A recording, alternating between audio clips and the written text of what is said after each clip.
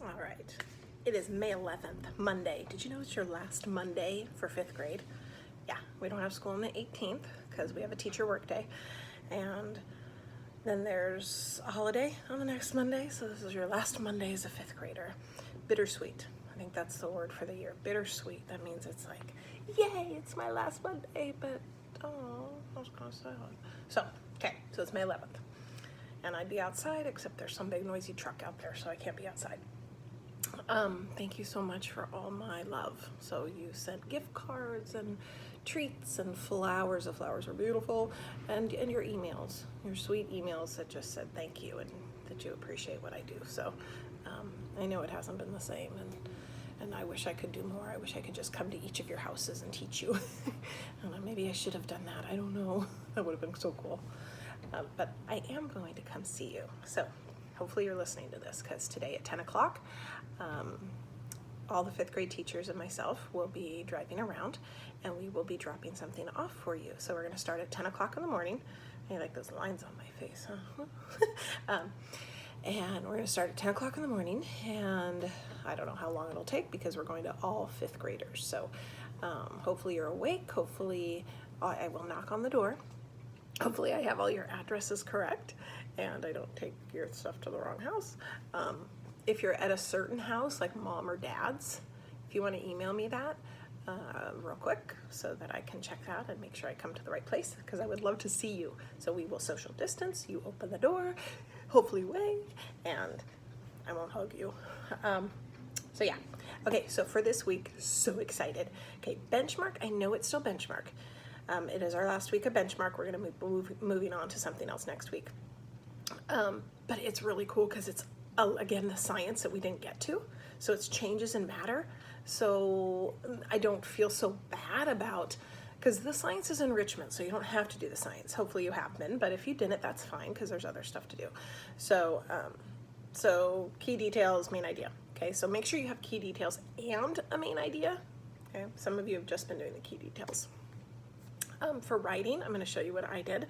It's not perfect by any means, but you have a couple choices. So for your writing, you can look at, I want you to look at last week, and you can pick one of those topics, like how I dealt with birthdays, and then do a 5-paragraph essay on that.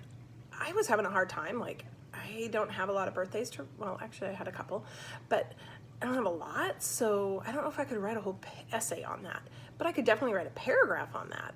So I decided to make mine more general and just say ways the shelter in place has changed my life. And so I focused on 3 different things, and I'm going to show that to you in just a minute. But if for some reason you're done with looking at a computer and you're like, I don't want to type on the computer, your parents can print out a resource that I sent out last week. And if you're not sure what I'm talking about, ask your parents, and then let me know if you need me to send it to you again. It's a similar thing. It's kind of like a journal and a fun write, but you would print it and you would do it on paper. So I know a lot of times kids like computers, but I think we've been like, well, a lot of computers, so you might need a break. So if you want to do that instead, you're more than welcome to. I just would kind of like you to email me and tell me what you're doing, or even take a picture of it and send it to me, so I kind of know that you're still writing. That's the idea. You're still writing. But I think anything you write about what's happening right now is going to be beneficial to you. So let me show you what I did. And then we have the math to do, which I'm super excited about. Okay. So don't mind my mess. Okay, right here. So I did this. Okay, so this is, these are your 5 topics that you had. So I was like, okay, what could I write about? So I chose, what did I choose? I chose that one, because that one has kicked my butt. And then I did this one. And this was kind of my sad one. And this was kind of a sad one, but I'm getting better. So this one was sad. But then I wanted to end on a happy note. So that's my 3rd one.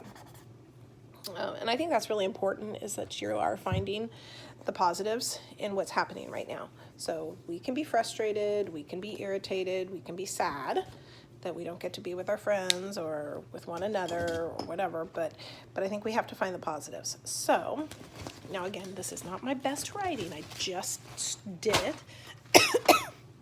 So Okay, life has changed in many ways since we started to shelter in place. So that is my main idea, my main topic, not my main idea, my topic sentence. Okay, so that's what I'm going to be writing about, is how my life has changed. And you could say since the coronavirus, since da-da-da. Interesting, I didn't know this. When the news of the coronavirus began, no one knew what to expect. That was just like an extra sentence I threw in there. But I wanted coronavirus in there because I wanted to document what's happening. I looked it up on my phone and it wasn't capitalized, which I was really surprised because it's like the name of something. So I really thought it would be, but it wasn't. So I would double check that before I would do like a final copy. But interesting. So then I have my 3 things that I'm going to write about. 1, 2, 3. I've had to struggle learning new things on the computer. I have also struggled with some sad emotions due to the changes. However, that's my transition word. However, I have found some things to be extra thankful for, like time with my family and morning walks. Okay, one thing I already noticed that I don't like, I'll use a different color. I have struggle, and then my other sentence, I have struggled. Okay, that's kind of repetitive. So there's a lot of words in the English language. I'm not sure that I need to use the same ones in my paper. I have also had a hard time with, or in addition, some sad emotions have been tough for me. I don't know. I would probably switch that up. But this is my first draft, so I'm going to just leave it. Okay. So then I just blocked out like how I would do each of my paragraphs. So that's my introduction, paragraph 1. Paragraph 2, I would focus just on distance learning. So I'd probably talk about Zoom and how I screwed it up one time or a couple times, and how I feel after Zoom, because as much as I love seeing you, I get a little sad afterwards because it's like, because I miss you. And it's okay, that's okay.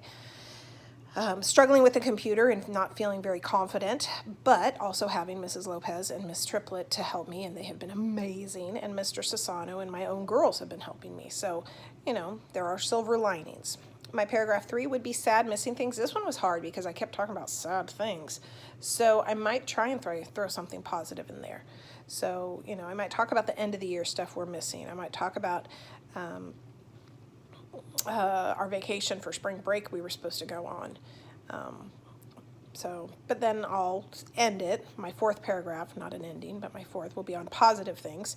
So the good that has come out of it. So all our Catan games and my walks in the morning with Mr. Sassano and our family dinners and our parties on Saturday nights. So I have a lot of good things to write about too. So and feel free to get your parents to help you with this as far as ideas go. Not actually writing, of course, but ideas. And then I have to end it with a conclusion, so that's my 5th paragraph. So we are doing 5-paragraph essay. And you're going to restate all 3 of these. You wouldn't just say, it's been tough with dealing with the coronavirus or something like that. I would restate all 3 of my main topics that I just talked about. So that's what you need to do. All right. Okay, so that's your writing. Hopefully that helps. Then we're gonna do this. So I'm gonna read it to you. Not that you don't know how to read, but I'm going to because I would do this in class and I'm super excited. So this is your petting zoo. Don't be overwhelmed with this big old packet. We'll just take a little bit, step at a time, day at a time. Okay, calling all architects. The mayor has announced that a petting zoo will be built in your community and is holding a contest. He will select the best plan submitted and have the contractor use it to build the petting zoo. This is such an honor that your group wants to create the best plan, so the mayor will select it as the winning design. You will need to come up with the petting zoo name and logo, purchase the animals, design each animal's habitat, draw the zoo blueprints, and create a brochure for the city. The mayor has allotted $8,100 and 432 square meters of land toward the development of the petting zoo. So you have to spend, you have $8,100 to spend, and these are all in your notes on your slides, but you have a minimum of $7,900 that you have to spend. So you can't just go, I'm going to spend $5,000. No. Don't get started like trying to draw anything yet. That's not where we're at. You have to make sure that you take this step by step, day by day. So today you're just reading this. So even though I read it to you, I'd probably read it again. You might like, ooh, underline, highlight that you need to spend that much money, but you could do a minimum of that much. So take notes. All right. Then this, you do not need to read all this today. You need to do number 1 today. And 2, 1 and 2. So number 1 is your logo. So what it says is choose a name for your petting zoo and design the logo for the zoo's entrance. Okay, you're gonna do it on this page. So you might do like a big, I don't know, a petting zoo. I guess I can't have a hippo, huh? Oh, that's lame. I guess you can't pet hippos. So maybe I'd do like a cute cow and a little sheep, and I'd say Shelly's Petting Zoo. So it could be totally simple like that, or you could come up with some creative fancy schmancy name. You could use alliteration. I don't know how that would work actually, but okay, so that's, think of your name and draw like a logo. A logo is, you know how McDonald's has the 2 M's, or of course I'm blanking right now, but look at any brand and you'll see that they have their own thing. All right, animals. So these are your animals that you have to choose from. So you have to choose 5. I think you could have more of that, more if you have enough money, but you have to have a minimum of 5 different animals. Whatever animals you decide on, you have to have 2 of them, okay? So they have a friend. So the other thing to be aware of is that some of the animals can be housed together. So their habitats go together, and it says that in this column right here. So if you choose to get a goat, he can share the habitat with the sheep. And why that's important is because that will save you money. So habitats are very expensive, and you will see that in this column right here. So the animals cost a certain amount of money. So if I'm getting a goat, it's $94.11. That's for 1. I have to have 2. So I just spent $200 pretty much, okay? But then it also has to have a habitat. That's $426 and some change. So that's a lot of money. But if I get a couple sheep, I can put them in that habitat and I don't have to purchase a whole nother habitat. Does that make sense? Okay, so, and I'll go over this whenever you have questions, just email me. Last week was so cool because Ryan emailed me and he said, I need help with this problem for math because I want to take the quiz and I want to make sure I do good. And we FaceTimed, no we didn't, we Zoomed, and I think I helped him, but it was cool. So if you guys ever want to individually Zoom, if you have a question or you just want to, please let me know because I would love to. Some animals are definitely more expensive than others, and I'm trying to look to see which one's off the top of my head. A llama. I think the bigger they are, the more expensive they are, so your mama's a llama. Alpaca. Alpaca is very much, it's similar to a llama.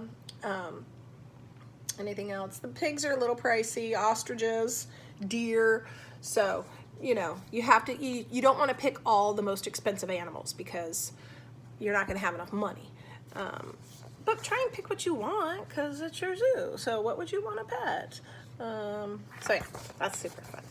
And I think that's all you had to do. So for math, read the catalog, all your animals. Oh, so once you figure out which ones you want, and definitely use pencil on this.